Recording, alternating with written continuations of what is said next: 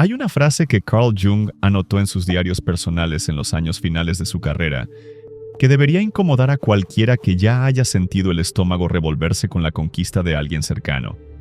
Él escribió que aquello que más detestamos en el otro es justamente lo que no logramos admitir en nosotros mismos.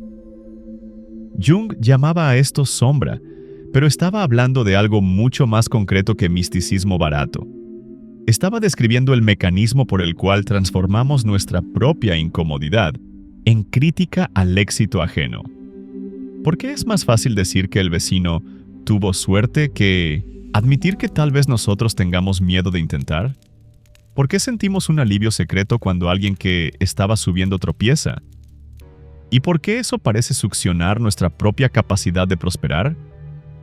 Si aún no te has suscrito al canal, aprovecha ahora para no perderte los próximos episodios de esta investigación. Aviso. Este documental utiliza imágenes generadas por IA para fines ilustrativos. Aunque el aspecto visual sea sintético, el contenido es fruto de una investigación rigurosa basada en fuentes históricas y científicas reales. Fuentes en la descripción. En una de sus cartas a Freud, preservada en los archivos de la correspondencia entre los dos, Jung relata un caso clínico que lo intrigaba. Una paciente venía perdiendo amistades sistemáticamente, siempre que alguien de su círculo prosperaba. No era coincidencia. La mujer desarrollaba una capacidad casi sobrenatural para encontrar defectos en cada conquista ajena. Nuevo empleo se vuelve suerte de principiante. Relación feliz se vuelve luna de miel que no dura. Casa nueva se vuelve ostentación innecesaria. Jung percibió que ella no estaba reaccionando al éxito del otro, sino al espejo que ese éxito creaba sobre sus propias frustraciones no admitidas.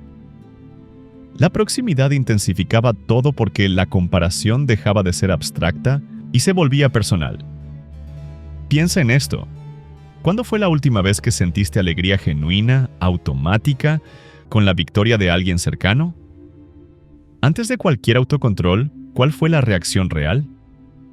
Si hubo vacilación, incomodidad o aquel impulso de buscar el pero en la conquista ajena, acabas de tocar un mecanismo que los registros históricos documentan hace siglos. La palabra latina invidia, de donde viene nuestra envidia, significa literalmente mirar con hostilidad.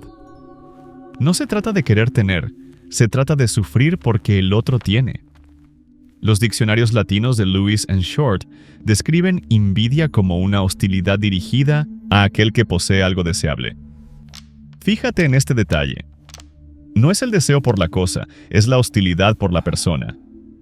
La envidia no es quiero aquello, es ¿cómo se atreve él a tener aquello? Es un mecanismo social tan antiguo que sociedades enteras crearon rituales para lidiar con él. El mal de ojo, los amuletos, las curanderas, todo esto documenta la percepción colectiva de que existe algo denso, pesado, destructivo en la envidia direccionada. Jung, en sus estudios sobre proyección descritos en Ion, sugería que este fenómeno no funciona por magia, sino por un proceso psicológico bien específico. Cuando no logras admitir tus propias frustraciones, miedos u omisiones, el inconsciente proyecta esos conflictos en el ambiente. El éxito del otro se vuelve prueba de tu incompetencia. La conquista ajena se vuelve evidencia de tu falta de suerte. La prosperidad de quien está cerca se vuelve comprobación de que el mundo es injusto contigo específicamente. Solo que esta operación mental tiene un costo alto y verificable. Leon Festinger, en las investigaciones sobre comparación social publicadas en los años 50, mapeó algo que cualquiera puede probar en su propio cotidiano. Descubrió que tendemos a compararnos con personas cercanas en situación, edad, contexto.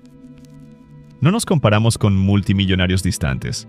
Nos comparamos con colegas, primos, vecinos, amigos de escuela.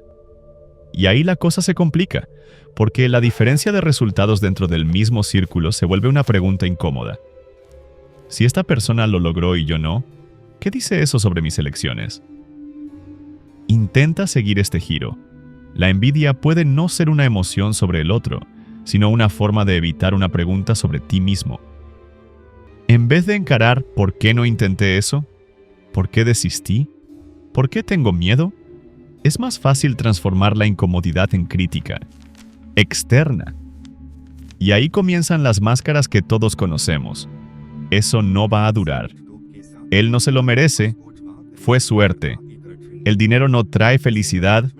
Quien tiene mucho siempre quiere más. Richard Smith, que pasó décadas estudiando la envidia en la literatura de psicología social, identificó un patrón perturbador en los relatos que recolectó. Las personas más afectadas por la envidia no eran necesariamente las que tenían menos, sino las que vivían en estado permanente de comparación.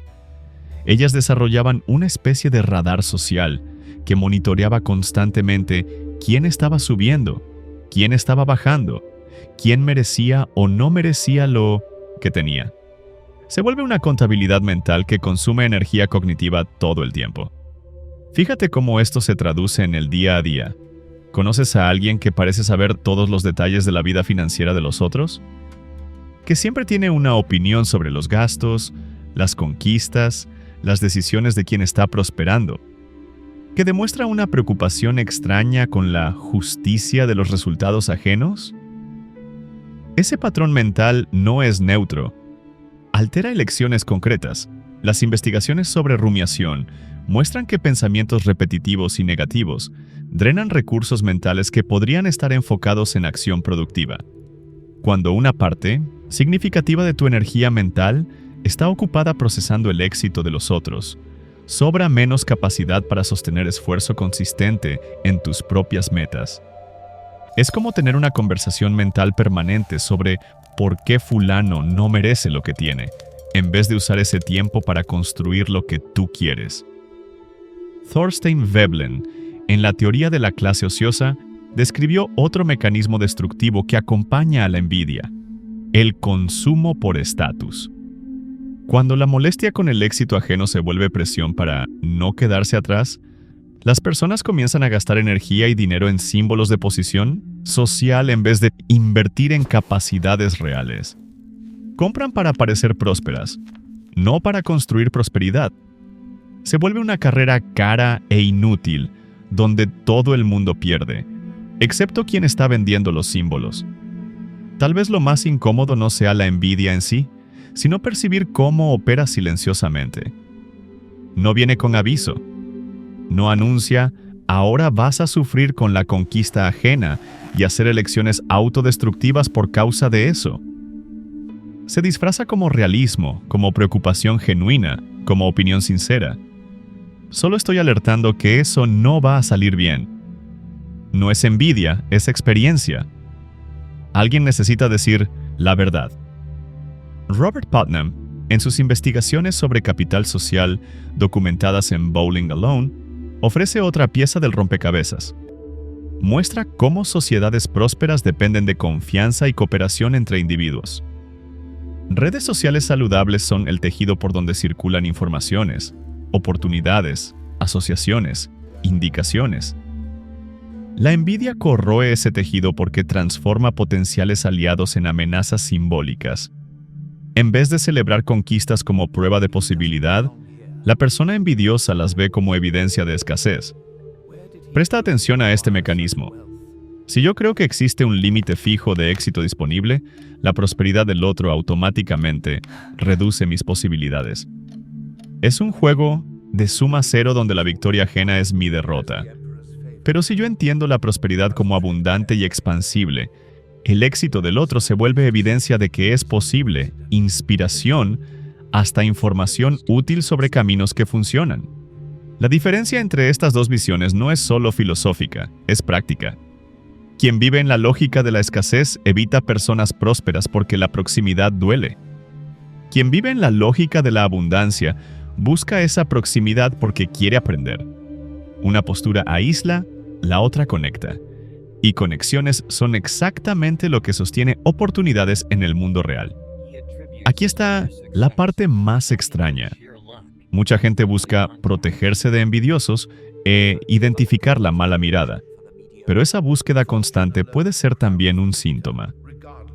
Si vives con miedo de que otros perjudiquen tu prosperidad a través de la envidia, ¿qué revela eso sobre tu propia relación con la abundancia? ¿Será que existe seguridad real? ¿O será que el miedo a perder indica que la mentalidad de escasez aún está activa? Jung, en cartas a colegas preservadas en los archivos de Kuznacht, mencionaba que algunos de sus pacientes más obsesionados con protecciones contra la envidia eran también los más envidiosos. Como si el radar para detectar hostilidad ajena fuese calibrado por la propia hostilidad interna. Es una observación incómoda porque sugiere que el problema no es siempre externo. Mira cómo esto aparece aquí. Cuando alguien cercano conquista algo grande, ¿cuál es la reacción automática?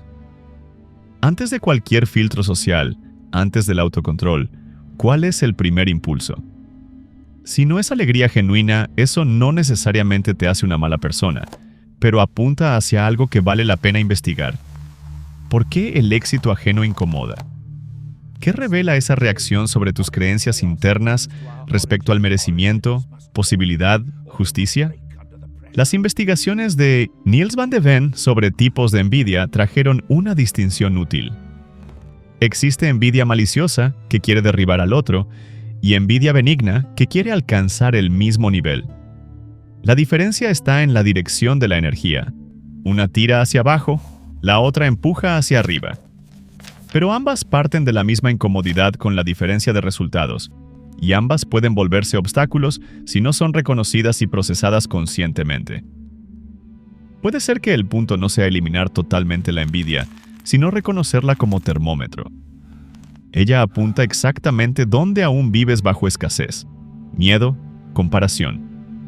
En vez de pelear con el síntoma, tal vez tenga más sentido investigar qué está señalizando. Si el éxito del otro duele, ¿qué revela eso sobre tu propia identidad? ¿Qué tipo de elecciones ha producido esa identidad? Y lo más importante, ¿esas elecciones te están llevando a donde realmente quieres ir? Tomás de Aquino, en la Suma Teológica, clasificaba la envidia como vicio justamente porque impide a la persona alegrarse con el bien. No es una cuestión moral abstracta, es una cuestión práctica. Quien no logra celebrar conquistas ajenas pierde acceso a una fuente natural de energía e inspiración. Se vuelve alguien que se alimenta de fracasos en vez de éxitos, que busca confirmación a través de la caída de los otros en vez del propio ascenso. Esa es la trampa más sutil de la envidia. Ofrece un placer barato y adictivo. Hay algo reconfortante en ver a alguien que estaba subiendo tropezar. Yo sabía que no iba a durar. Dije que era suerte de principiante. Dinero fácil, fácil se va. Este tipo de satisfacción funciona como droga porque alivia temporalmente la incomodidad de la comparación. Pero el alivio es ilusorio, porque no resuelve nada en la situación real de la persona que siente envidia. Peor, este patrón mental se refuerza. Cada vez que encuentras defecto en el éxito ajeno, se vuelve más fácil repetir el proceso. Cada vez que explicas la prosperidad del otro por factores externos, suerte, injusticia, trampa, se vuelve más difícil asumir responsabilidad por tus propios resultados. Es un ciclo que mantiene a la persona presa en la posición de víctima de las circunstancias, esperando que la suerte, la justicia o la corrección del mundo vengan a resolver sus problemas. La investigación no termina aquí. En verdad, apenas está comenzando, porque reconocer la envidia es solo el primer paso. Lo que realmente importa es entender cómo opera específicamente en tu vida. ¿Qué máscaras usa? ¿Qué decisiones influencia silenciosamente?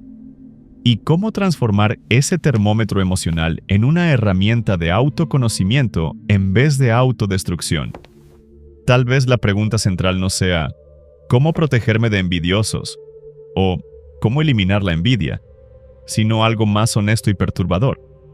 Cuando alguien cercano prospera, ¿qué activa eso en mí y qué me ha costado esa reacción a lo largo de los años?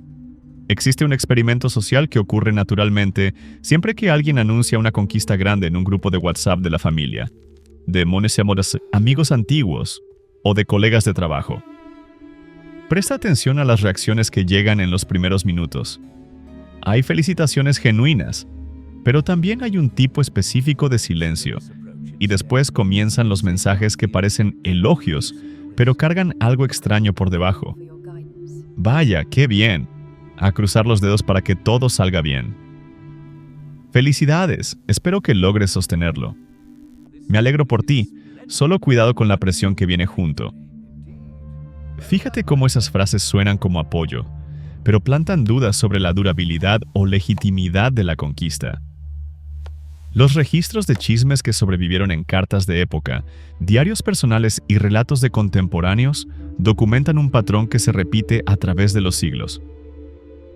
Cuando alguien cercano asciende socialmente, existe una fase de observación intensa donde cada detalle de la nueva vida es analizado, comentado, juzgado. No es curiosidad inocente, es una investigación colectiva buscando señales de que el cambio no es legítimo, no va a durar, o cobra un precio que no vale la pena. En cartas preservadas entre familias aristocráticas europeas de los siglos pasados, hay registros de cómo parientes reaccionaban cuando algún miembro conseguía acceso a la corte o prosperaba en el comercio. El lenguaje era pulido, pero las entrelíneas revelan monitoreo constante. Cuánto gastaba, con qué frecuencia ostentaba, si mantenía o no la humildad original. Era como si el éxito de uno colocase a todos los otros en estado de alerta, obligados a reposicionar sus propias identidades en relación al nuevo estatus del familiar. Este fenómeno no es aristocrático, es humano. Sucede en cualquier círculo donde existe proximidad suficiente para que la comparación se vuelva personal. Bufetes de abogados donde un socio junior se convierte en socio pleno. Grupos de emprendedores donde uno de los miembros se dispara en las ventas. Grupos de escuela donde alguien consigue el empleo de los sueños. Familias donde un primo o hermano prospera más que los otros. La proximidad intensifica todo porque la conquista deja de ser un caso distante y se vuelve alguien como yo que consiguió algo que yo quería. Robert Frank, en sus estudios sobre economía conductual, mapeó cómo grupos cercanos desarrollan jerarquías informales basadas en señales de estatus. No son jerarquías declaradas, pero todo el mundo sabe quién está arriba y quién está abajo en términos de dinero, reconocimiento, oportunidades. Cuando alguien cambia bruscamente de posición en esa escala invisible, el grupo entero necesita reorganizarse. Y ahí comienzan las resistencias. La forma más sutil de resistencia es la descalificación. No es ataque directo, es erosión. Él siempre fue suertudo mismo. Desde pequeño ella tenía CI, la familia ya tenía contactos. Cayó en paracaídas en la oportunidad correcta. No sé si merece todo ese salario. Cada frase parece inocente aisladamente, pero el conjunto construye una narrativa donde el éxito nunca es resultado de esfuerzo, mérito o elecciones acertadas. Es siempre suerte, privilegio, azar, injusticia. Intenta seguir lo que esto produce. Si toda prosperidad que atestiguas de cerca es explicada por factores externos, ¿cómo explicas tu propia falta de prosperidad? La lógica queda consistente. Ellos tienen suerte, yo no tengo. Ellos tienen privilegios, yo no tengo. El mundo es injusto conmigo. Es un sistema cerrado que protege el ego pero condena a la persona a la pasividad permanente. Franz Alexander, en estudios sobre dinámicas de grupo preservados en los archivos psicoanalíticos, describió cómo comunidades pequeñas desarrollan mecanismos de control social a través del chisme y del juicio moral. Quien se destaca demasiado se vuelve blanco de escrutinio colectivo hasta que se encuadre nuevamente, o sea, expulsado del grupo. No es conspiración consciente, es dinámica automática que preserva la cohesión a través de la igualdad forzada. Mira cómo esto aparece en la práctica. ¿Conoces familias donde existe una presión tácita para que nadie prospere mucho por encima de los otros? ¿Grupos de amigos donde quien gana dinero se queda con vergüenza de contar? ¿Ambientes de trabajo donde quien se destaca se vuelve blanco de comentarios ácidos? Esto no es accidente, es regulación social. El grupo mantiene a todos en un nivel similar para evitar la incomodidad de las comparaciones. Solo que esa dinámica tiene un costo brutal para quien quiere crecer. Porque prosperar exige, casi siempre, salir de la media de su círculo actual. Exige pensar diferente, arriesgar más, invertir tiempo y energía en cosas que el grupo no valora o no entiende. Y ahí comienza la presión. Estás cambiando. Ya no eres la misma persona. Olvidaste tus orígenes. El dinero se le subió a la cabeza. Thorstein Veblen identificó algo aún más perverso. La envidia no ataca apenas a quien prospera, contamina a quien está prosperando.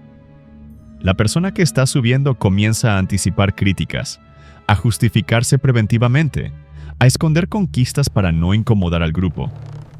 Se vuelve una prosperidad avergonzada, que se camufla, que pide disculpas por existir. Hay relatos de empresarios exitosos que desarrollan dos versiones de sí mismos.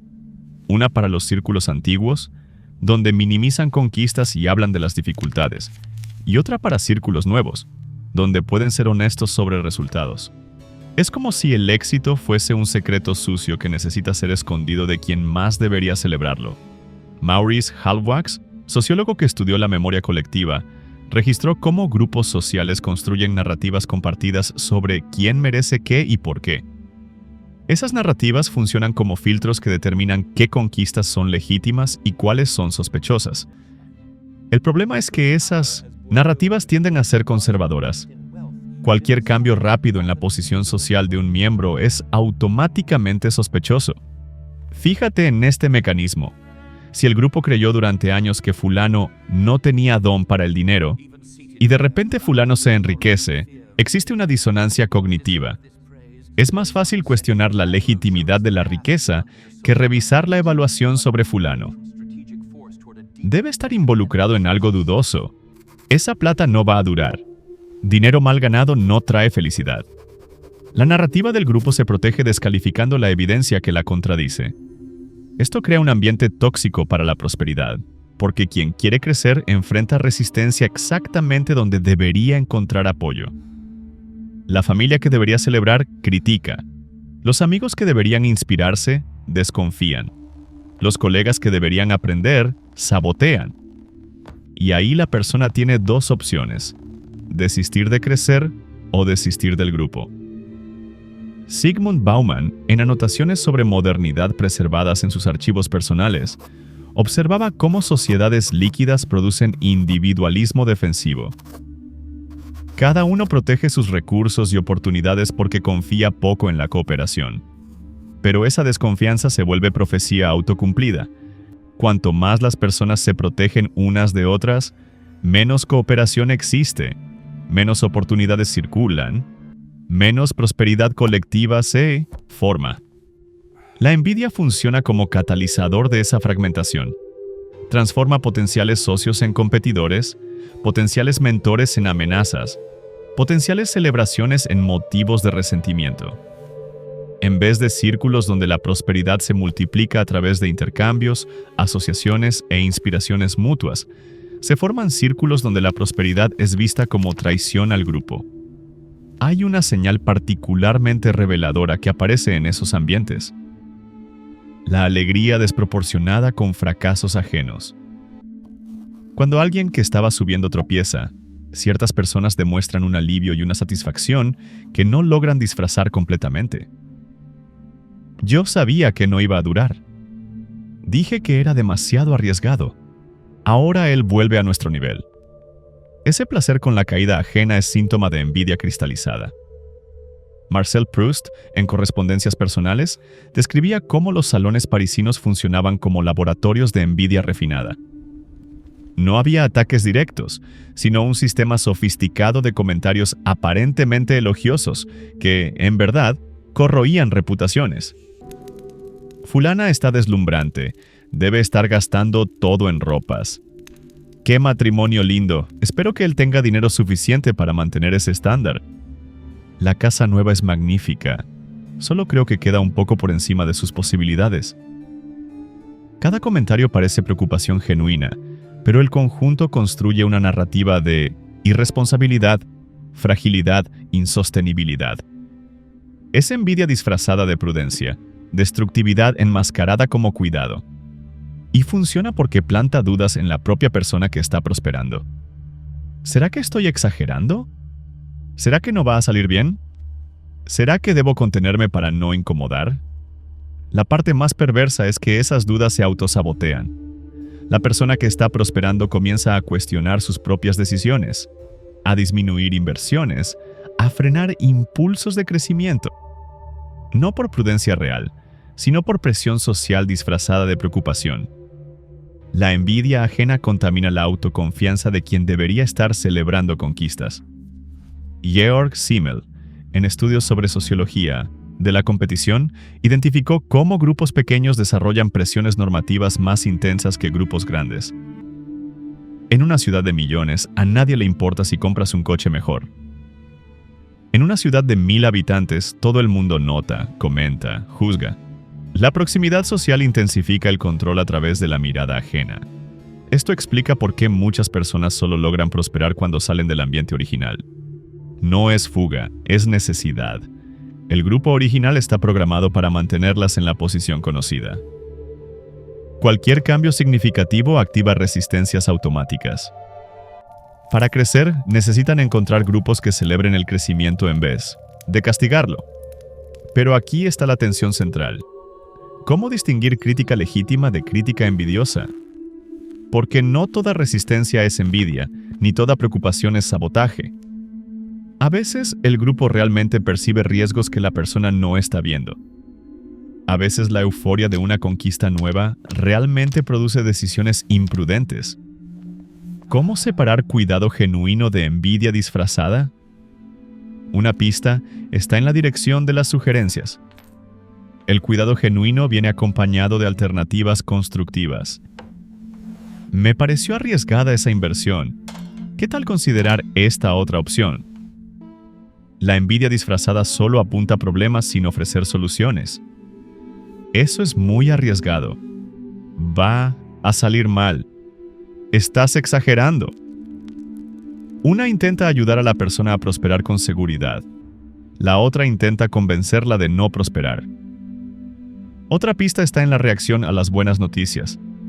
Quien genuinamente se preocupa celebra conquistas antes de apuntar riesgos. ¡Qué victoria! Ahora solo mantente atento a esto aquí. Quien está con envidia disfrazada va directo a los riesgos. Felicidades, pero cuidado que eso no va a durar. Qué bien, solo espero que no te hagas ilusiones. René Girard, en su teoría sobre el deseo mimético, sugirió que queremos las cosas porque otros las quieren, no porque las deseamos independientemente. Si esto es verdad, los grupos cercanos son campos minados de deseo triangulado. Todo el mundo quiere lo que el otro tiene, pero nadie lo admite. Y ahí el éxito de un miembro del grupo no es solo conquistar algo deseable, es conquistar lo que todos secretamente querían. Tal vez esa sea la clave para entender por qué la envidia es más intensa entre próximos. No es porque amemos menos a quien está cerca, es porque reflejamos más. La conquista del otro refleja posibilidades y omisiones personales de forma más directa. Es más fácil alentar a un extraño distante que a alguien que estaba en la misma situación que tú y logró salir. La investigación apunta hacia algo inquietante. La prosperidad puede ser un acto solitario no por elección, sino por necesidad social. Quien prospera puede necesitar elegir entre mantener el grupo original y mantener el crecimiento, porque no siempre es posible mantener los dos. Y esa elección no debería existir en una sociedad saludable. Puede ser que el problema no sea la envidia individual, sino los sistemas sociales que la alimentan. Ambientes donde los recursos son percibidos como escasos, donde la competición es suma cero, donde la diferencia es amenaza. La envidia es síntoma, no causa. ¿Y síntoma de qué? Específicamente en nuestra forma de organizar relaciones sociales. Hay una carta que Jung escribió a una paciente a finales de los años 40 que debería estar en la pared de cualquier persona que ya se haya encontrado alentando secretamente contra alguien. Él decía que la única cura real para la envidia no es luchar contra ella, sino usarla como brújula interna. Cada vez que sientes ese apretón en el estómago con la conquista ajena, eso no es defecto moral, es señal precisa apuntando exactamente dónde aún vives, bajo escasez. La pregunta no es ¿cómo parar de sentir envidia?, sino ¿qué revela esta envidia específica sobre mi identidad y mis creencias? Fíjate cómo esto cambia todo. En vez de guerra contra un sentimiento, se vuelve investigación de un síntoma. Si sientes envidia de la casa nueva del vecino, la cuestión no es el vecino ni la casa, es lo que esa conquista activa sobre tus propias frustraciones con vivienda, estabilidad financiera, reconocimiento social. Si sientes envidia del ascenso de un colega, el síntoma apunta hacia algo sobre tus ambiciones no admitidas, tus miedos de intentar, tu relación con autoridad y merecimiento. Viktor Frankl, en anotaciones preservadas de los tiempos como terapeuta, relataba casos de pacientes que transformaron envidia en combustible para crecimiento personal. No negaban el sentimiento, lo investigaban. ¿Por qué exactamente esta conquista me incomoda? ¿Qué parte de mi vida ilumina esto? ¿Qué acción concreta puedo tomar en la dirección de lo que realmente quiero? La envidia se volvía punto de partida para autoconocimiento, no destino final para resentimiento. Pero esta transformación no es automática ni simple. Existe una resistencia interna poderosa contra admitir la envidia porque nuestra cultura la trata como defecto moral grave. Es más aceptable socialmente ser ansioso, deprimido, inseguro que ser envidioso. Entonces la primera reacción es negar, disfrazar, racionalizar. No es envidia, es preocupación con la justicia. No es envidia, es realismo sobre las dificultades. No es envidia, es experiencia alertando sobre riesgos. Abraham Maslow, en estudios sobre autorrealización, identificó algo perturbador. Personas que más negaban emociones bajas como la envidia eran frecuentemente las más bloqueadas para experimentar emociones altas, como alegría genuina, amor incondicional, admiración pura. Como si la represión de una punta del espectro emocional contaminase la otra punta. Para sentir alegría real con conquistas ajenas, primero era necesario reconocer, honestamente, las reacciones de envidia cuando ellas aparecían. Intenta seguir este giro. La envidia confesada se vuelve menos poderosa que la envidia negada. Cuando admites, estoy sintiendo envidia de su viaje. Estoy con envidia de su éxito. Eso me incomoda y necesito entender por qué. El sentimiento pierde parte de la carga tóxica.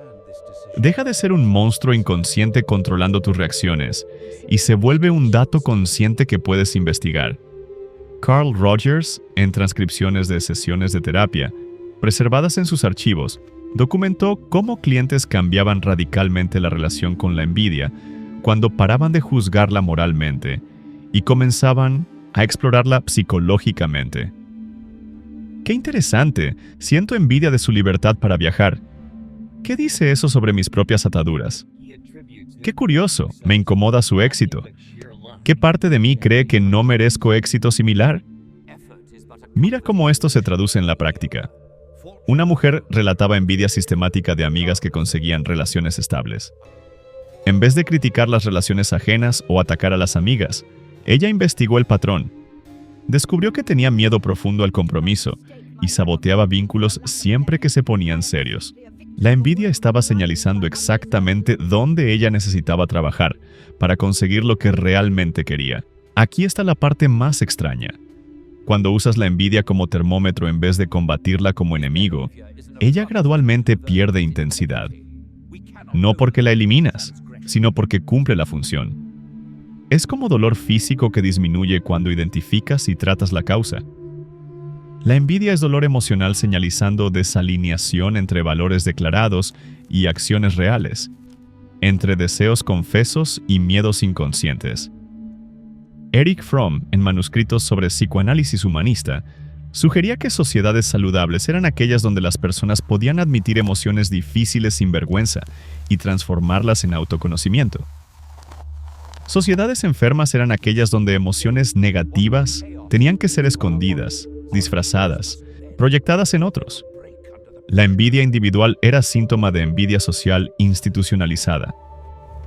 Fíjate en esta dinámica.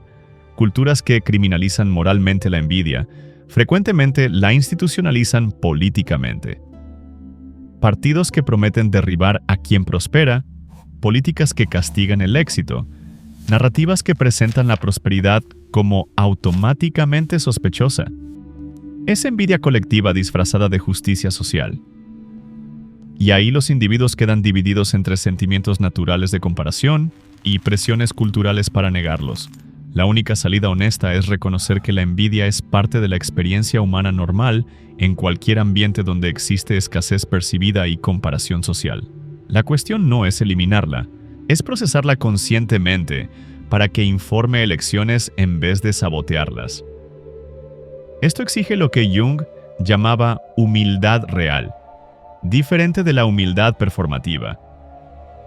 Humildad performativa es posar de modesto mientras se espera reconocimiento por la modestia.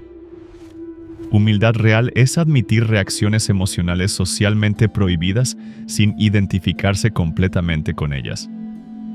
Sí, siento envidia a veces, y eso me enseña sobre mis propios deseos y miedos no procesados. Hay registros de comunidades religiosas antiguas que trataban la envidia como información espiritual. Monjes que sentían envidia de la posición de otros monjes eran alentados a examinar eso como señal de ambiciones no resueltas o necesidades no satisfechas. No era pecado confesar envidia, era material de trabajo interior. El problema no era sentir, era actuar destructivamente a partir del sentimiento. Este enfoque produce resultados prácticos verificables. Personas que procesan la envidia conscientemente relatan disminución en la rumiación sobre conquistas ajenas, aumento en la capacidad de alegrarse genuinamente con éxitos cercanos, más claridad sobre objetivos personales, menos energía gastada en comparaciones inútiles.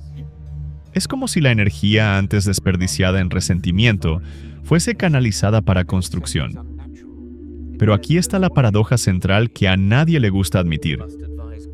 Quien más busca protección contra envidia ajena, frecuentemente está proyectando su propia envidia no resuelta. Si vives preocupado con mal de ojo, energías negativas, personas que alientan en contra, tal vez la pregunta sea, ¿qué tipo de energía tú mismo has direccionado hacia conquistas ajenas? Esto no es acusación, es investigación, porque el radar para detectar envidia ajena es calibrado por la envidia interna. Quien procesó sus propias reacciones de envidia se vuelve naturalmente menos sensible a la envidia de los otros. No porque desarrolla blindaje espiritual, sino porque para de proyectar contenidos internos en el ambiente externo. Daniel Kahneman, en investigaciones sobre sesgos cognitivos, mostró cómo tendemos a percibir en el mundo patrones que reflejamos internamente.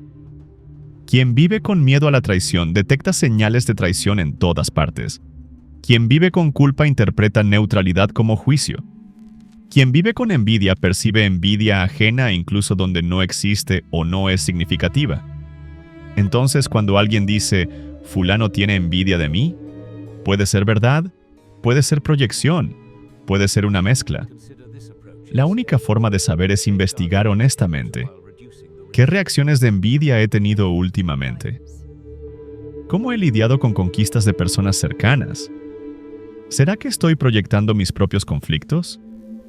La transformación real sucede cuando paras de dividir el mundo entre envidiosos y envidiados y reconoces que todos nosotros circulamos entre esas posiciones dependiendo de la situación.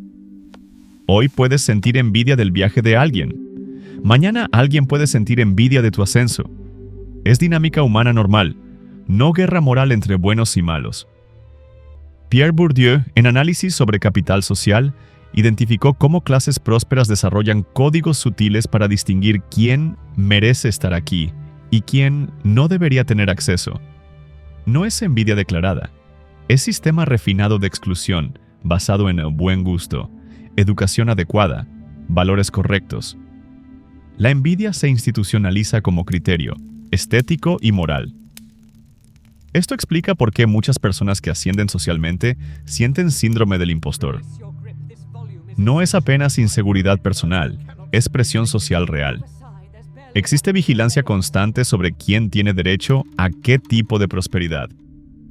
Y esa vigilancia no viene solo de los que se quedaron atrás, viene también de los que ya estaban en la cima. La salida no es intentar perforar esas dinámicas con fuerza o estrategia, es desarrollar lo que Abraham Maslow llamaba identidad independiente de la posición social. Tú prosperas porque quieres construir, crear, contribuir, no porque quieres estar por encima de los otros. Tu prosperidad no depende de la posición relativa, depende de la realización de potenciales intrínsecos. Este cambio de identidad es verificable en acciones concretas. Quien opera a partir de abundancia genuina celebra conquistas ajenas porque ellas demuestran que la prosperidad es posible, esparcida, expansible. Quien opera a partir de escasez ve cada conquista ajena como reducción de las propias posibilidades. Una mentalidad multiplica oportunidades a través de conexiones, la otra aísla por miedo a la competición. Pero ¿cómo salir de escasez hacia abundancia? Los registros sugieren que no es cambio de creencia, es cambio de comportamiento sostenido a lo largo del tiempo. No piensas diferente y después actúas diferente. Actúas diferente repetidamente y eso gradualmente cambia cómo piensas y sientes. Acciones específicas. Parar de monitorear conquistas ajenas en redes sociales, celebrar éxitos cercanos incluso cuando incomodan, buscar activamente conexión con personas prósperas en vez de evitarlas, invertir tiempo en capacidades propias en vez de analizar lo que otros hacen mal, transformar comparaciones destructivas en aprendizaje útil. Cada vez que resistes al impulso automático de encontrar defecto en una conquista ajena y eliges conscientemente felicitar, investigar qué puedes aprender o simplemente ignorar si no logras celebrar genuinamente, estás reentrenando circuitos neuronales. No es autoayuda cursi, es neuroplasticidad aplicada. Jung, en correspondencias finales, admitía que le llevó décadas transformar su propia envidia de colegas más reconocidos en curiosidad sobre métodos diferentes de trabajo. No fue iluminación súbita, fue práctica consistente de investigar reacciones automáticas y elegir respuestas más constructivas. La investigación termina donde comenzó, con una pregunta honesta. Cuando alguien cercano conquista algo significativo, ¿cuál es tu reacción espontánea antes de cualquier filtro social? Si no es alegría auténtica, tienes material precioso para autoconocimiento. No para castigarte, sino para entender dónde aún operas a partir de escasez en vez de abundancia. Tal vez la envidia nunca desaparezca completamente, pero puede transformarse de fuerza destructiva en información útil, de señal de que algo está mal con el mundo, a señal de que algo necesita ser investigado en ti, de justificación para resentimiento en combustible para el crecimiento. La pregunta final no es ¿cómo eliminar la envidia?, sino ¿qué me ha estado enseñando mi envidia sobre quién soy y hacia dónde quiero ir? Y si tienes el coraje de investigar esa pregunta honestamente, puedes descubrir que tus sentimientos más incómodos son tus profesores más precisos.